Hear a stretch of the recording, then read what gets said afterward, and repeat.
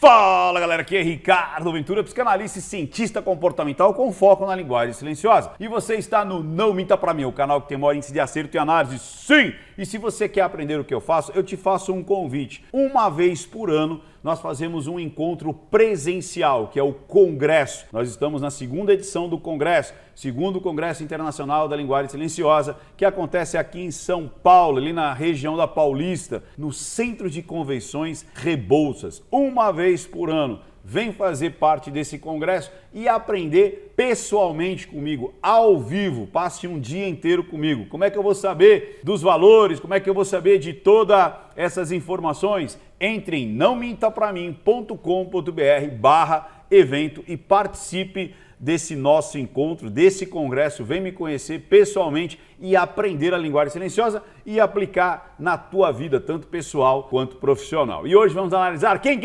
Muitas pessoas me pediram para analisar o caso Daniela Pérez e Guilherme de Pádua. Muitas pessoas chegaram no canal há pouco tempo. Eu fiz essa análise em 2016. O Guilherme de Pádua, ele dá uma entrevista ali pro Marcelo Rezende, onde eu vi muita coisa interessante ali. Na época, a gente dividia as análises em tempos, né? Então, por exemplo, dava 30 minutos, a gente tinha a segunda parte. Por quê? Porque as pessoas não estavam acostumadas ainda com essas análises mais profundas, com mais tempo e tudo mais. Então, era o jeito que a gente fazia na época, 2016, fazem 6 anos que eu fiz essa análise e ela continua ainda assim vívida. Tanto é que na época, a própria Glória Pérez entrou em contato comigo e eu achei que ela queria que tirasse a análise do ar e tudo mais. Ela falou, não, Ricardo, eu queria que você estivesse lá no tribunal do júri, porque o que você disse na segunda parte da análise era o que ele estava fazendo lá. E muitas pessoas acreditavam e acreditaram porque ele se colocava de uma maneira que eu não sabia exatamente explicar e você explicou perfeitamente que ele estava atuando, que ele se colocava ali dentro do psicogeográfico. Óbvio, ela não sabia sobre esses termos, ela até depois me comentou que ela estudou sobre psicopatas e tudo mais para criar. Lembra, acho que era do Galhaço, que ele fazia ali uma vida dupla e ele era um psicopata e tal. A gente até trocou alguns e-mails sobre o assunto e tudo mais e eu fiquei muito feliz porque eu achei que ela não queria que essa análise subisse. E eu falei, Glória, você é mãe, eu não quero, tanto é que ela mandou um monte de coisa, ela mandou fotos, ela mandou os depoimentos, partes ali do processo e tudo mais. Eu falei, Glória, você não fala absolutamente nada, você é mãe. Se você quer que eu tire essa análise do ar, eu tiro. Simples assim. Ela falou, não, eu queria que você estivesse lá, participando ali, para mostrar esses detalhes, essa materialização daquilo que a gente sabia que não era verdade, que aquelas coisas não aconteceram do jeito que ele falou e você materializou isso nessa análise. Então, depois do Taca ali Play, eu vou trazer um resumo dessas duas análises que eu fiz.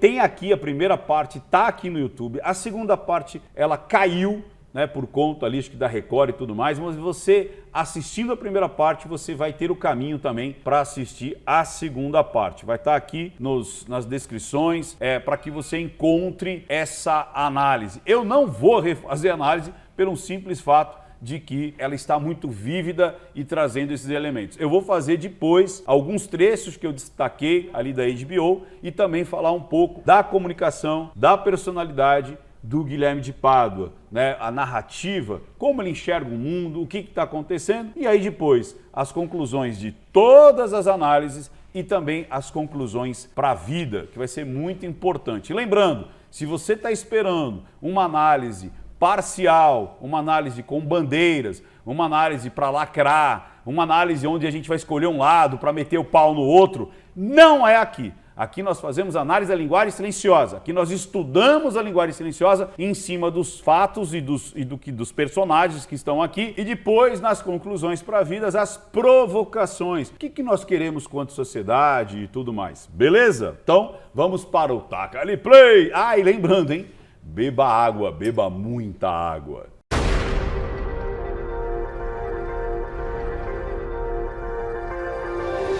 Chegando aqui, pessoal, lembre-se, se você quer continuar recebendo esse tipo de material, você precisa fazer 4 coisas. Primeiro, veja se você realmente está inscrito no canal. Por falta de atividade, o YouTube tira a tua inscrição. Veja se você está inscrito. Depois, o básico, aperte as notificações e aperte o sininho. Antigamente, só isso priorizava os envios. O YouTube não vai mandar 1 milhão de notificações. Ele só vai priorizar as pessoas que estão mais engajadas. Ricardo, como é que eu me engajo? Dê like nesse vídeo e todos os outros que você assistir no canal e comente alguma coisa. Pode ser textinho, pode ser textão, não importa, mas é importantíssimo você comentar alguma coisa. Feito esses 4 passos, algumas vezes em alguns vídeos, o YouTube começa a priorizar você e aí sim você começa a receber os novos vídeos, as novas análises. Então vamos lá. Primeira coisa, talvez você não saiba o que aconteceu. Se você tiver mais de 50 anos, você vai lembrar com muita perfeição. Se você tiver menos de 50 anos, é difícil você lembrar do que aconteceu. Talvez você não tenha nem nascido nessa época. Aconteceu em 92,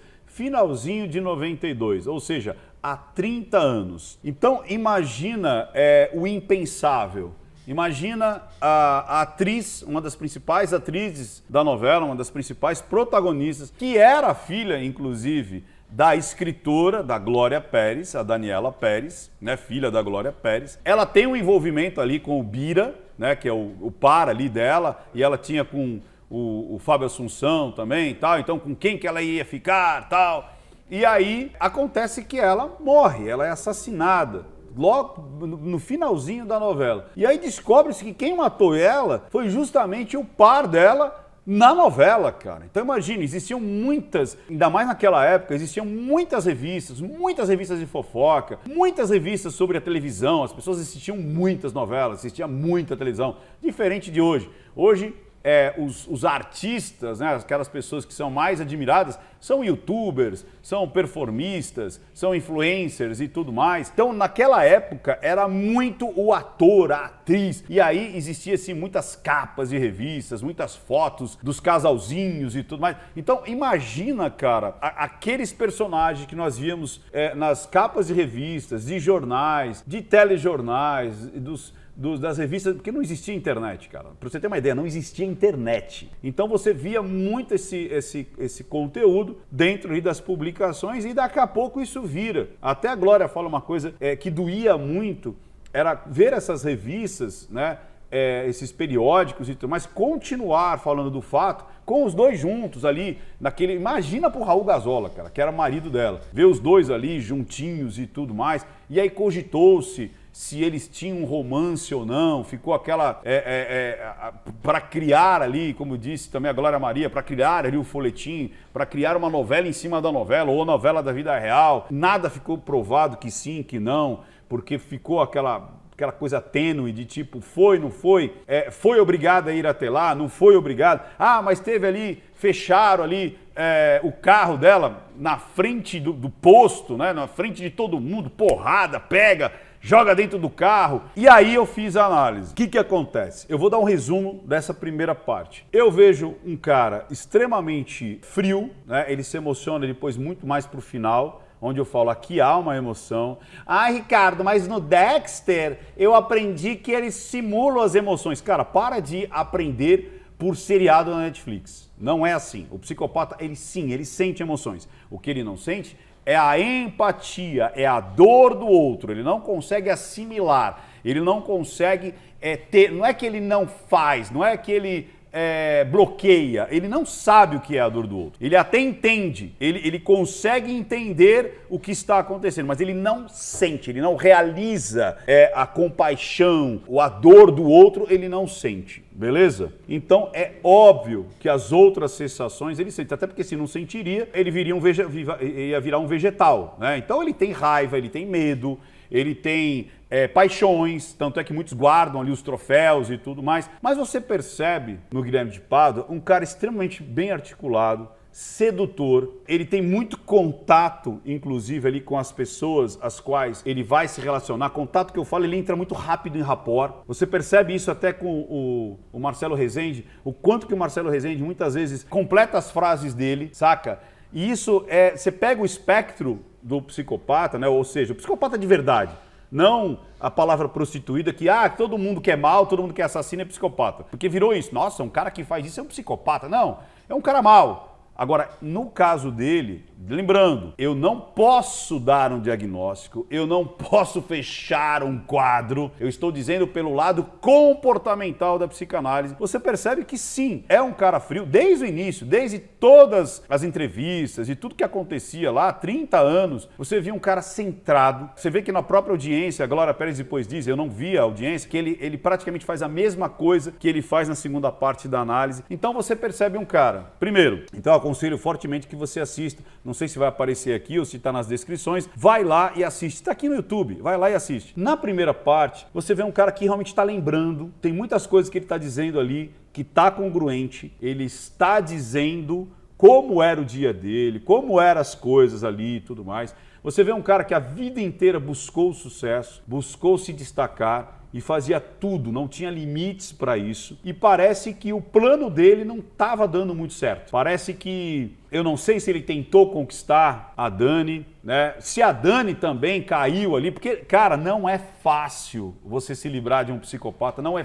fácil de você se livrar de um narcisista. Tem gente que passa anos casada com um cara narcisista e nem percebe, porque eles são extremamente manipuladores. Pode que ele tenha seduzido essa menina? Pode. Pode. Nossa, mas ela era muito bem casada com o Raul Gasol. Cara, o problema não é ela, o problema é ele. Sacaram isso?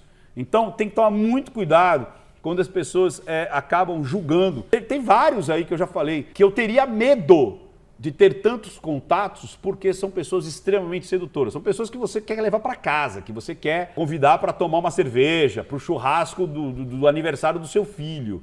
Você entendeu? O que muitas vezes acontece é que as pessoas em volta começam a perceber que às vezes as pessoas são um pouquinho over no seu quesito de solucionar ou chegar perto do seu objetivo. Assim como a Suzane Richthofen, eles acabam dando brechas que para os olhos deles não fazem nenhum mal. Por exemplo, pedir o recibo do motel, como a Suzane Richthofen fez, né? Ela junto com o Cravinha. Eles não percebem muitas vezes as gafes que eles estão dando, porque eles acreditam que estão acima do bem e do mal. Então você percebe um cara extremamente centrado, um cara extremamente sedutor, ele articula, você vê inclusive a quantidade de cartas que esse cara recebia, a quantidade de visitas, e tudo mais. Assim como todos os outros que a gente percebe que tem ali o transtorno de personalidade antissocial ou até o transtorno de personalidade narcisista. Que eu acho que eu vejo muito mais o narcisista do que até o psicopata. E eles, como são do mesmo cluster ali, eles se confundem. Não é porque, se ele é isso, ele não é isso. Mas se ele é esse aqui, então ele não é esse. Não, eles se confundem, eles se contaminam. Né? Não é bater ali uma coisa hermética e você tem todos os pontos. Então é o que a gente vai ver na análise, por isso que eu aconselho fortemente que você assista. Já na segunda parte, que ele conta como aconteceu o assassinato, como aconteceu, quem fez, quem deferiu os golpes, toda aquela trama, aí eu não acredito em nada. Então vocês vão ver isso lá. Eu não acredito na maneira, do modus operandi que ele está contando que as coisas... Está muito fake, está muito na superfície, está muito... É uma atuação muito forte. Parece que eu até brinco com que parece que ele está fazendo um teste para o Marcelo Rezende, um teste para ser escolhido ali se ele vai ser o personagem ou não. E você vê que vários, até eu não me lembro agora o nome do diretor, que ele fala assim, cara, era um cara que ele sabia ser articulado com todas as pessoas, homens, mulheres, ricos, pobres, onde ele fosse, ele conseguia ser o centro das atenções e conseguia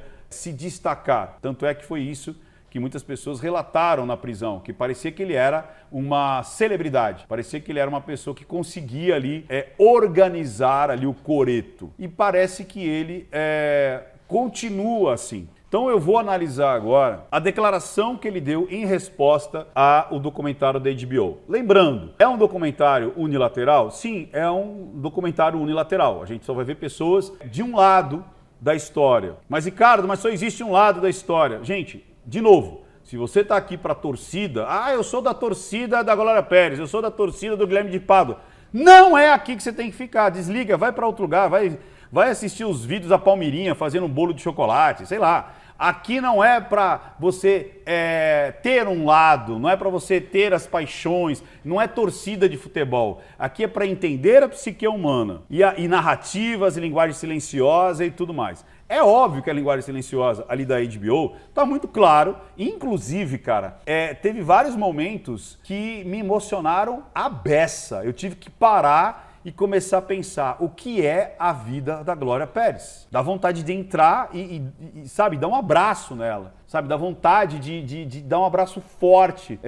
E não só nela, como algumas personagens ali, algumas pessoas. O Gazola, uma amiga dela, que era muito amiga dela, que tem uma pinta aqui. Cara, dá vontade de abraçar, cara. Dá vontade de falar assim, vamos trocar uma ideia, vamos conversar, né? Vamos tentar sublimar, né, isso que está na tua alma, porque é muito forte. E foi muito forte. E eu vou falar isso depois nas conclusões de vida. Cara, quem apanha não esquece. Essa é a máxima do gueto, né? Quem apanha não esquece, cara. Não esquece, não vai esquecer jamais. Quem bate, às vezes esquece ou tenta esquecer, mas quem apanha nunca esquece. Eu separei alguns trechos também lá da HBO. Então assista aqui, ó, os trechos que eu fiz uma análise ali da HBO, que me chamaram muita atenção. E na volta a gente faz a análise da declaração do Guilherme de Pádua. Lembrando, ele se sentiu com esse impulso de ter ali uma resposta, porque ele viu que não foi um documentário, né? Foi realmente um episódio escrito pelo lado da Glória Pérez, da Daniela Pérez, e as pessoas que estavam do lado de cá, que estavam do lado dela. E ninguém do lado de lá. Você vê que ele não foi ouvido, a Paula Tomás não foi ouvida, o próprio advogado não foi ouvido, as outras pessoas que estavam do lado de lá não foram ouvidos. E é isso que ele reclama ali no seu pronunciamento. Beleza? Agora sim, assista e a gente volta para fazer a análise do Guilherme de Pádua, alguns trechos ali dos 10 minutinhos que também me chamaram bastante atenção. Aqui eu vou passar um trecho para você de uma entrevista que a Paula Tomás concedeu ao Bial, na época ali dos fatos, quando ela é confrontada dizendo, olha, a principal testemunha, até porque foi a partir dela que ele viu ali os carros e tal, anotou as placas, ele viu uma pessoa com o rosto redondo que depois, posteriormente, ele vendo ali os jornais da época, ele fala, não, foi essa pessoa que eu vi, então não somente uma pessoa de rosto redondo, agora eu reconheço pelo jornal. E quando o Bial ele faz essa pergunta para Paula Tomás, a narrativa dela não é uma narrativa contundente, é de afastamento. Reparem nisso, vamos lá. A testemunha dessa história, que é o advogado Hugo da Silveira, descreve uma mulher que estava junto com o Guilherme no local do crime que bate com a sua descrição. Ó, que bate com a sua descrição. E aí, como é que ela se defende disso? Vamos lá. Eu sei, Eu sei, ela lembra, você vê que ela olha, tipo, eu sei, tá tendo uma lembrança, a trajetória ocular tá indo pro lado da lembrança. Ela concorda com a afirmação do Bial, né? Eu sei, só que o que ela responde?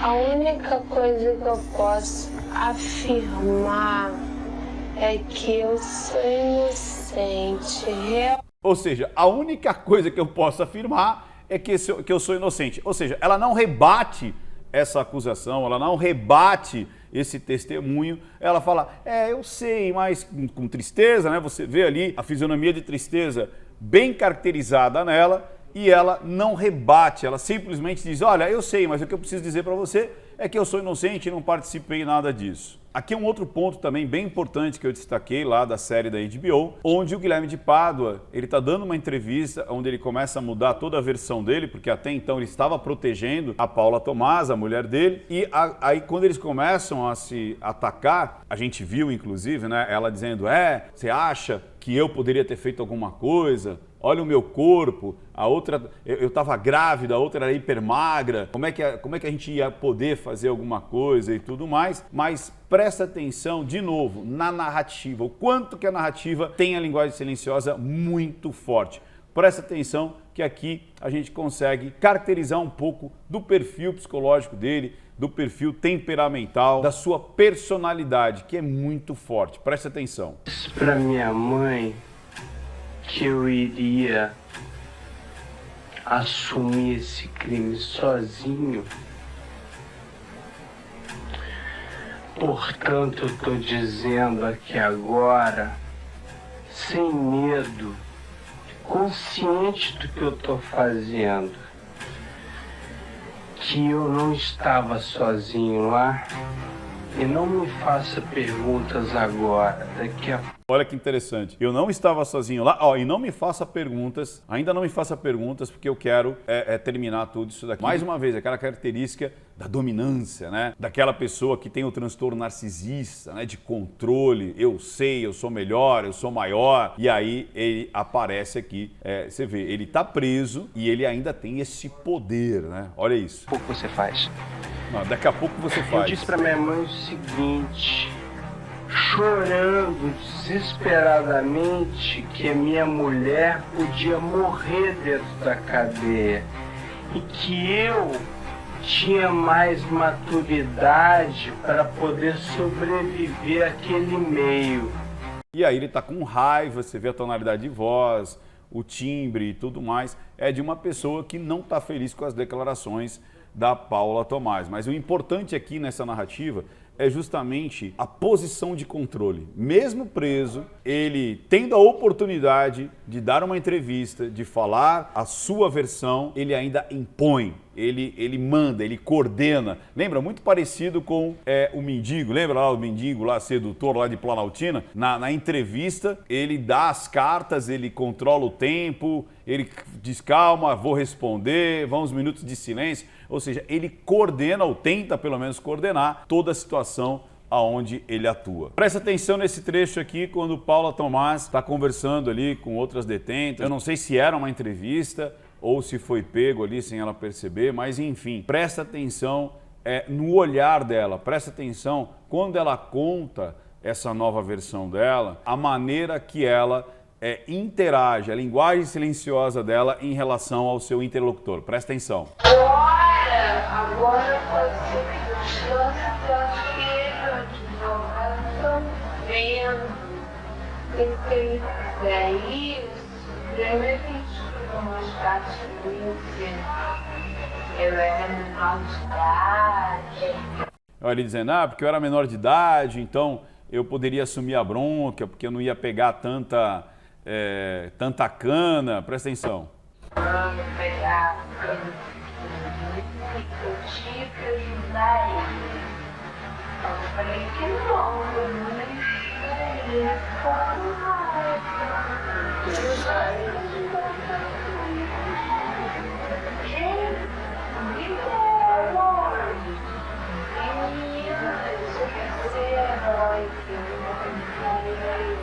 Você vê quando ele está contando, aí também ela não parece estar sendo tão honesta aqui. Parece que ela está feliz em estar enganando, ela até olha para o lúdico. E aí, olha, presta atenção agora.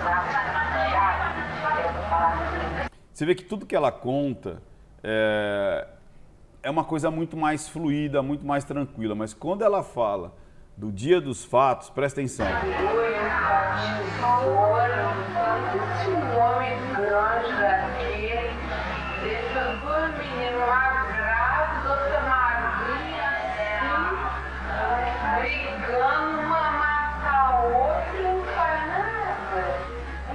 E aí, uma tentando matar a outra e não faz nada. E olha o contato visual e ela continua buscando o olhar, presta atenção.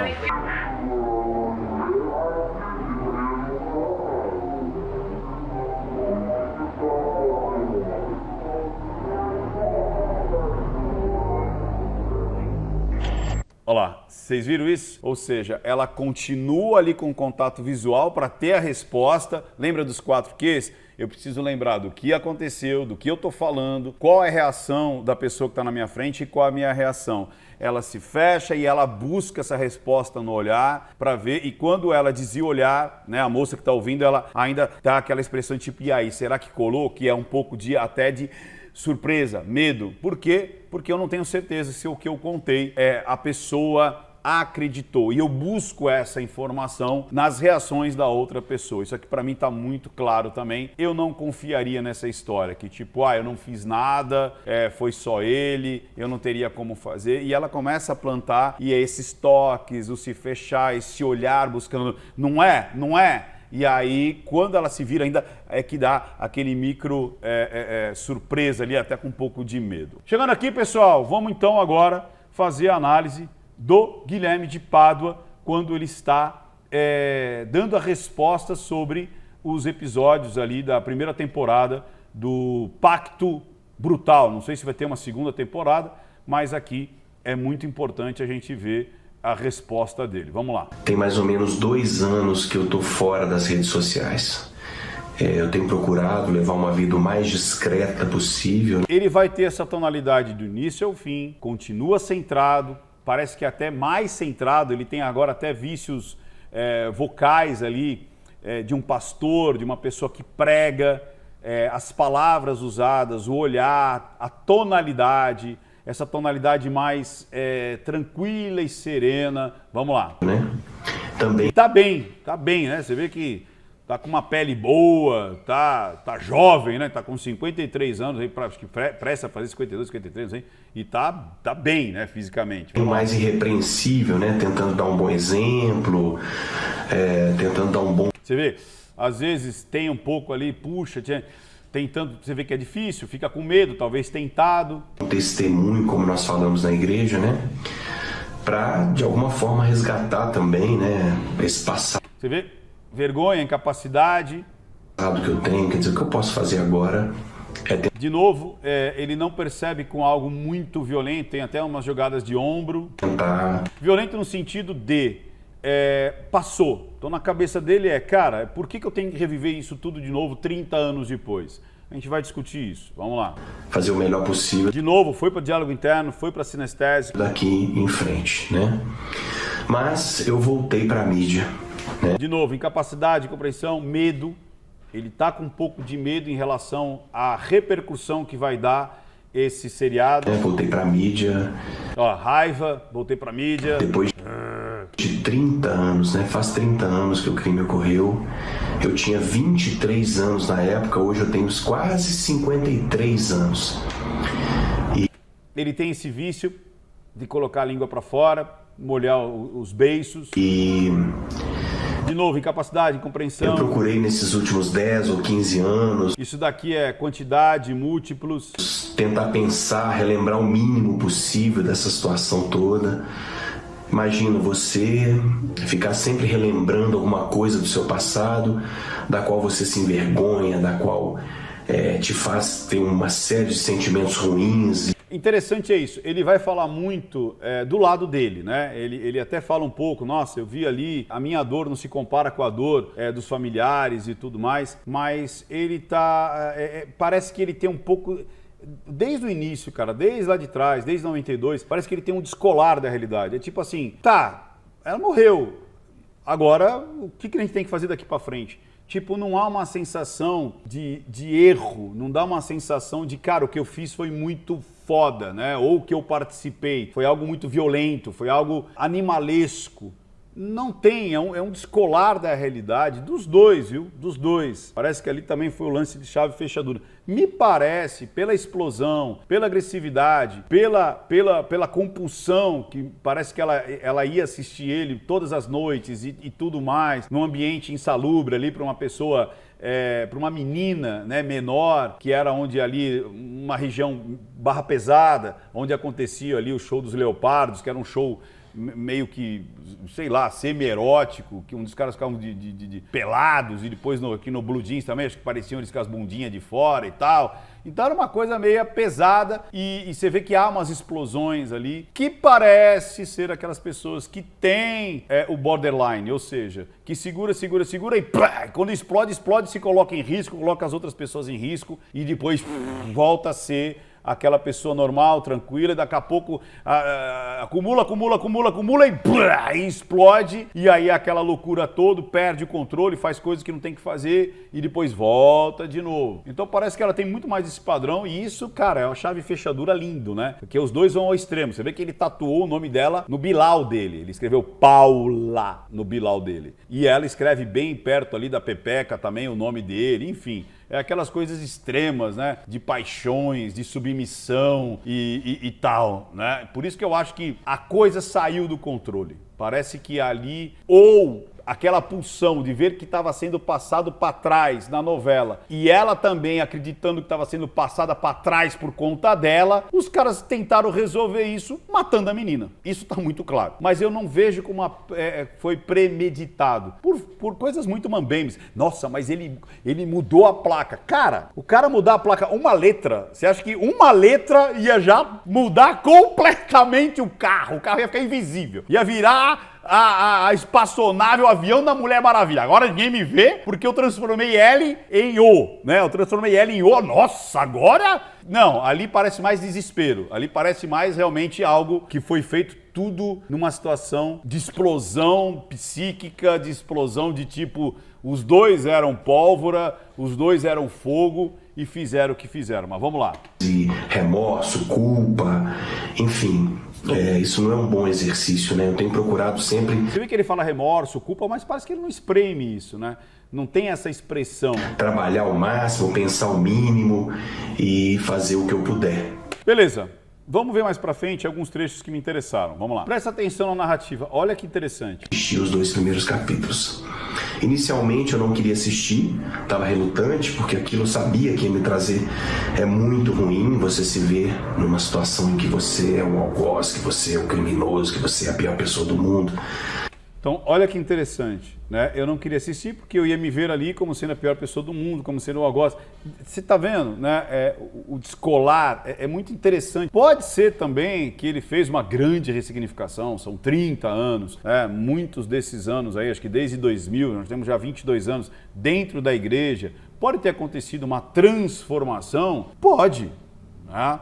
Eu não consigo ver uma transformação total da característica narcisista e dessa parte mais fria, nessa parte mais do transtorno de personalidade social. Lembrando que não é porque a pessoa tem transtorno de personalidade social que obrigatoriamente ela vai ser um assassino e obrigatoriamente ela vai continuar com esse padrão. Lembrando, são portas abertas e portas fechadas. A pessoa pode ter o transtorno e se ela tem facilidade, ou seja, se ela nasce dentro de um templo budista, ela pode ser, de repente, um monge malvadão que vai falar, vamos ficar sem comer 2 dias, vamos ajoelhar o joelho aqui no milho, ou vamos fazer uma peregrinação, vamos virar à noite, vamos fazer um jejum espetacular. E se ela nasce dentro do PCC, ela vai ter facilidade de fazer o micro-ondas, de cortar os braços, de botar a pessoa para queimar, enfim. Então, essa situação ambiental, cultural, social, transforma, sim, essas pessoas. Lembrando, são transformações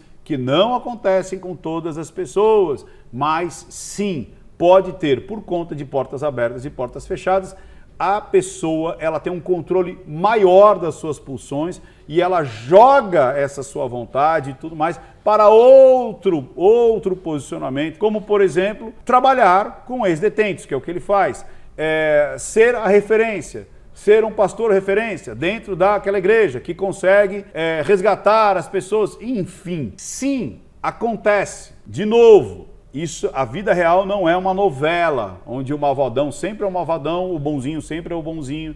Você tem variações, você tem transformações, você tem, às vezes, o controle até por conta de você se prevenir de algo muito ruim.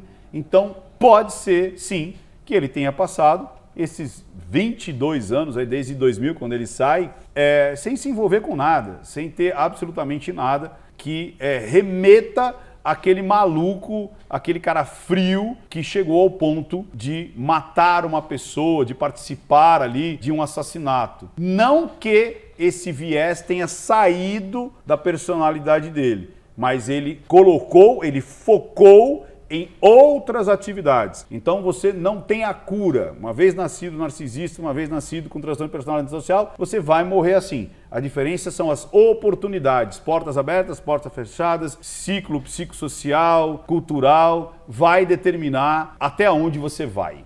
Sacou? Vamos lá. Olha essa parte que interessante. Ele vai falar que dói. Vamos pegar essa parte aqui. Quando ele fala. Produtivo, psicologicamente falando, mas que dói. Nada comparado àquilo que eu vi na série, né? A dor de tantas pessoas, a dor da família, é terrível. É engraçado isso, né? A dor da família é terrível. Nossa. Se eu pudesse voltar ao passado. Mas é tipo assim, não tem sabe, a empatia, a compaixão de realmente... Por exemplo, quando eu vi a Glória Pérez, cara, teve momentos que eu chorei, cara. E eu chorei por ver a Glória Pérez não chorando, porque acho que ela já chorou todas as lágrimas possíveis que não sai mais nada, né? E ela numa serenidade, contando as coisas de uma maneira tão crua, tão visceral, que de verdade dava vontade de ir lá e abraçar e falar, caraca, eu compactuo com a tua dor, então imagina você que é a mãe, de fato, né? Porque a gente se coloca no lugar do outro e sente a dor, o drama, e ele vai ficar nessa daí e ele vai depois falar o seguinte, que ele vai se proteger, Então, você vê uma pessoa extremamente serena, tranquila, equilibrada, descolada com a realidade, e ele disse, olha, tem muitas coisas ali que não mostraram o outro lado. Aí as pessoas podem falar, tá, mas foi já julgado, já bateram o martelo, o tribunal do júri, que é as pessoas comuns, né? São 7 pessoas, então depois que apresenta todas as provas, quem condena são pessoas comuns, como eu, como você, que vota, e aí o juiz determina a pena, mas quem condena são os próprios pares. Então, quando você vai para o tribunal do júri, quem condena de fato são as pessoas. Como eu disse, pessoas comuns, pessoas da sociedade, e aí condena, e quem determina a pena é o juiz. Faz as contas lá, pega lá o código criminal, e aí faz ali o que tem que ser feito. Então, o que você percebe é uma pessoa que ele vai se defender. Ele vai se defender. Ele deu algumas dicas também, tipo assim, talvez em alguma entrevista, talvez em algum programa, então ele já está se colocando à disposição para ter o contraponto do HBO. Então a HBO contou isso, e eu vou agora mostrar também coisas que não foram mostradas. Sacaram? Então vamos lá. Conclusão dessa análise. De novo, volto a dizer, é muito importante que você assista a minha primeira análise lá em 2016, onde você vai ver momentos onde ele está extremamente congruente, e momentos que ele está extremamente atuando. Hoje eu vejo, de novo, uma pessoa extremamente tranquila, serena, descolada, muitas vezes eu acho, da sensação da empatia, da dor alheia, e que está prestes a lutar pela vida dele. Agora vamos lá. Conclusões para a vida, que eu acho que é a coisa mais importante desse vídeo, é a gente entender o que aconteceu e colocar na nossa vida. E não só ficar tirando pedra ou fazendo hashtag para um lado e para o outro, mas colocar na nossa vida, se colocar em jogo, se colocar em xeque. Acho que isso é o mais importante. Ninguém está livre de fazer besteira, ninguém está livre de cometer, às vezes, uma gafe, às vezes algo imoral, algo não ético, ou até mesmo um crime, né? De repente, você sem querer, você pode atropelar alguém e matar. Você pode, numa fúria, de repente fazer coisas que você não faria. Ninguém está livre disso. Ninguém está livre de perder o controle, ninguém está livre de uma traição, ninguém está livre de você fazer algo por pressão, por raiva, por retaliação, você fazer alguma coisa. Agora, vamos colocar essa situação dele, que foi algo, dele e da Paula, que foi algo que você percebe, não teve uma resposta, eles não foram atacados pela Daniela, né? Eles não tinham uma rincha, não era algo de vida ou morte, simplesmente na cabeça dos dois, parece que ela representava algo que atrapalhava a vida deles. Eu não sei qual dos dois, talvez a gente nunca vai saber, mas com certeza um dos dois foi o estopim dessa loucura, desse lavar a roupa suja, desse vamos acabar com isso, e talvez pode ter passado do limite, talvez foi uma discussão de casal com ciúmes, que passou do limite, pode ter sido também essa loucura de já que eu não vou ser o grande protagonista, ou ela pensando já que eu tenho um desafeto, eu vou acabar, eu vou resolver isso aqui agora, e naquele momento de fúria acaba acontecendo. Eu não vejo uma premeditação, não vejo, porque teriam coisas muito mais inteligentes de se fazer, ou simplesmente mais fáceis até para o afegão médio. Por exemplo, como é que eu vou fechar uma pessoa na frente de um posto de gasolina? Socar essa pessoa na frente de várias testemunhas. Você está entendendo? Mudar a letra de L para O. Eu vejo isso, não consigo ver algo premeditado. Eu consigo ver algo, o objetivo era um e se transformou em outro e eles não sabiam mais o que fazer com aquilo ali. Eu vejo muito mais isso pela linguagem silenciosa, pela narrativa, pelo desenrolar dos fatos. Só que vamos lá, de novo, o que a gente quer? Pensa na tua vida. Esquece esses personagens, põe na tua vida. Uma vez, um aluno meu, um juiz, ele disse assim: Ricardo, a justiça não é para ser feita justiça. é para que nós consigamos viver em sociedade. Como é que é isso? Para a família do Guilherme, ele e da Paula, com certeza eles pagaram mais do que deviam. E para a família da Glória Pérez, eles pagaram muito menos do que deviam. Vou dar um exemplo. Imagina que eu mate a pessoa que você mais ama. Eu matei a pessoa que você mais ama. O que você vai querer fazer comigo? Talvez me matar. O que é minha mãe? O que é minha esposa? O que minhas irmãs? O que meus amigos gostariam que acontecesse comigo? Que eu sofresse uma punição a mais branda possível. Porque eu sou uma pessoa bacana, uma pessoa amável, porque o lado de cá conhece o outro lado da moeda. E o que nós temos no meio? A justiça. Então, a pena aplicada pela justiça nunca vai agradar os dois lados. Nunca vai agradar. Porque um lado quer o mínimo possível, o outro lado quer o máximo possível. Eu vou colocar a minha régua. Só que a minha régua vale pra mim. Se esse cara faz isso com a minha esposa, eu tenho certeza absoluta que eu mataria esse cara. Eu não sei se eu conseguiria ter o controle. Já falei isso em vários vídeos. Eu não sei se eu teria o controle, por exemplo, de um Raul Gazola. Eu não sei, eu acho que eu mataria. Eu prepararia tudo para que esse cara sofresse mais do que ele fez a minha esposa sofrer. Eu mataria esse cara, mas essa é a minha régua. E logicamente eu ia sofrer as consequências. Agora, e se ele fosse o meu irmão? Se ele fosse o meu filho? O que eu ia gostar? Que ele sofresse o mínimo possível. Então a minha régua, se a Daniela Pérez é minha esposa, eu mataria esse cara. Agora, se o Guilherme fosse o meu irmão, o meu filho, o meu grande amigo, eu ia falar, cara, que burrada que você fez, que loucura que você fez, que crime, que cato que você cometeu, mas eu conheço o lado bom de você, eu conheço o lado amável, eu conheço o lado que a vida me mostrou, eu vou tentar te proteger, eu vou tentar que você sofra o mínimo possível. Tanto é que a gente vê as filas de mães, né, que vão visitar ali, que passam às vezes noites para visitar os filhos na penitenciária. Ela sabe que os filhos são estupradores, bandidos, mas estão ali, porque na cabeça dela, na régua dela, é o filho dela. Então o que a gente quer? Então quando acontece depois de 30 anos, esse documentário da HBO, o lado de lá, da Glória Pérez, da Daniela Pérez, tá feliz. Porque agora, tipo, cara, eu vou mostrar pro mundo, eu vou cutucar a ferida, eu vou limpar, vou passar limpo o que às vezes a mídia, e você vê, e ela era uma pessoa de televisão e tudo mais, que a mídia não mostrou, que a mídia fez sensacionalismo em cima do negócio. Agora o lado de cá tá se sentindo atacado, tipo, pô, mas já passou, já foi. Cara, 30 anos, eu já saí há 20.